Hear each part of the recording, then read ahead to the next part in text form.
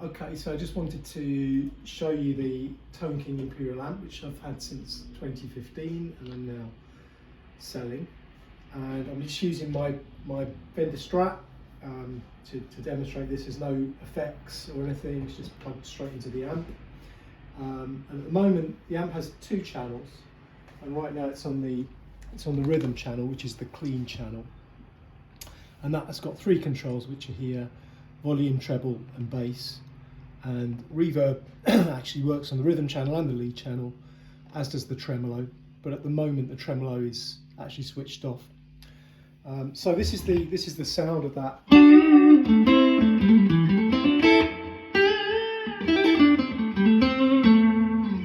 So that's the clean sound. It's a lovely clean sound. The guitar's probably a little bit out of tune, but so it doesn't really matter which of the pickup selections you're using on your Strat.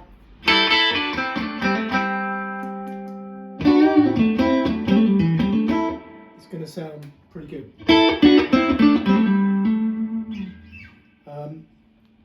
So that's it. That's the clean sound on the rhythm channel, which is one of the things the amp's really well known for. And Mark Knopfler uses one of these when he plays live.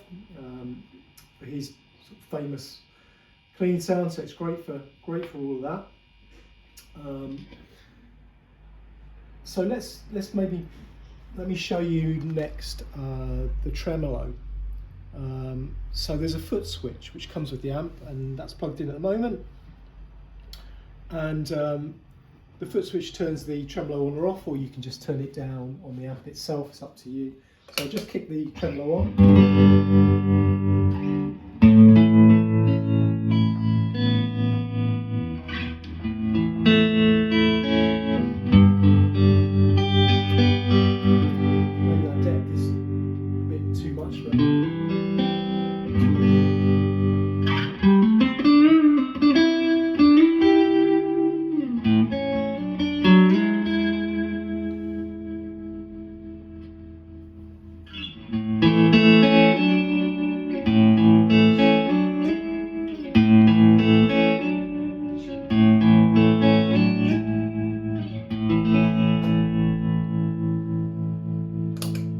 So that's the tremolo, so that's a lovely sound.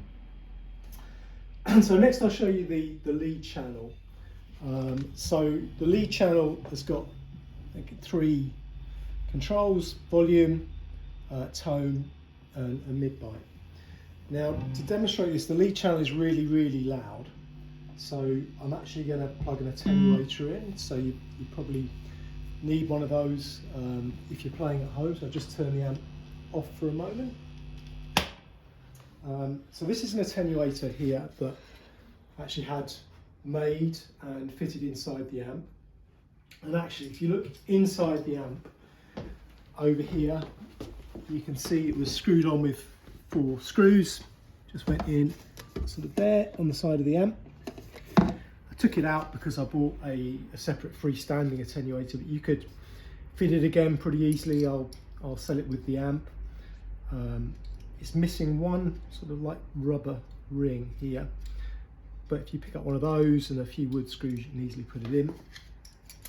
And what it does is it plugs in between the preamp section and the speaker. So you just take the output from the preamp section into the attenuator and then plug the speaker output into the other end of the attenuator. And obviously, even when it's fixed sort of semi-permanently inside the cab, you can still disconnect it if you don't want to use it. By the way, there's no marks on the outside of the cab at all, so just over here you see those 4 little holes are only on the inside, doesn't show on the outside. So let's try the rhythm channel then. You turn the amp back on. So I should have said really as we were playing with it, it's a very famous brand of amp. So you can see that's the rhythm channel signal.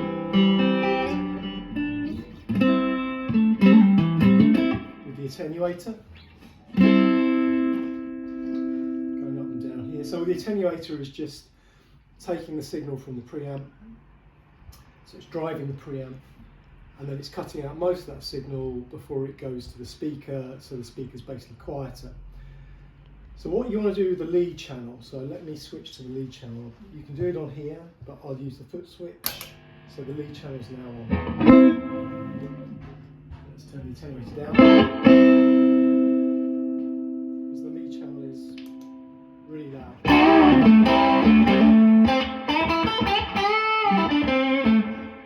Great sound.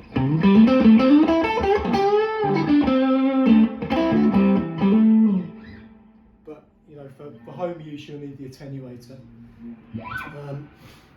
So the way these three controls work is basically as I turn the volume up, I'm going to get more overdrive and break up. So it's on. It was about 7 when I was playing then.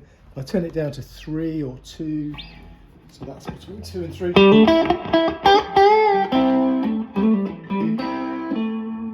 That's a good deal more subtle. That's just kind of beginning to break up. Turn it right up to sort of 9, 10. You've got quite a sort of a growling beast on your hand. Let's roll that back to sort of about 8, 7 or 8. The tone does what it says, so if you turn that right, it's going to brighten up, turn it down, you're going to roll off some of the highs. And then this mid-bite here is quite sort of crucial. So I should have mentioned the rhythm channel is basically a Fender blackface sound, and it's a very good Fender blackface sound that really, so just put the rhythm channel back on for a second. Very chimey,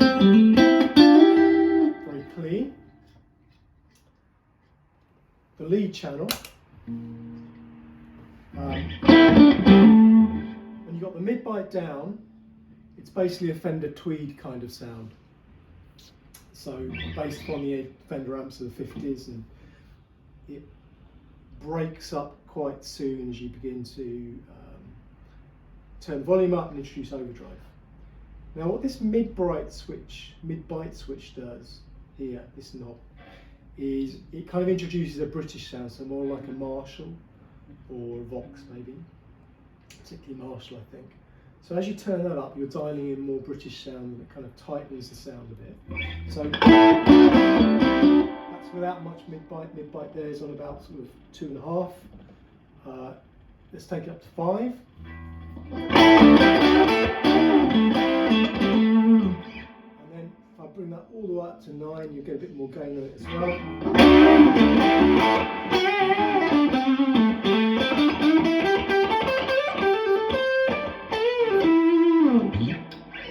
Lovely. Do all that kind of stuff for you if you want it to. So let's just turn that off again. Foot switch again. If you don't have the foot switch plugged in, you can just use this switch to go from lead to rhythm.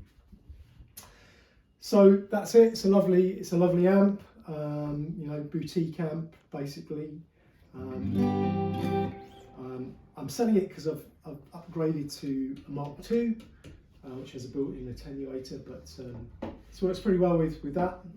We get another attenuator, or if you've got a good basement or cellar or something like that, or you live in a remote house and your ears will take it, just use it without an attenuator. That's it.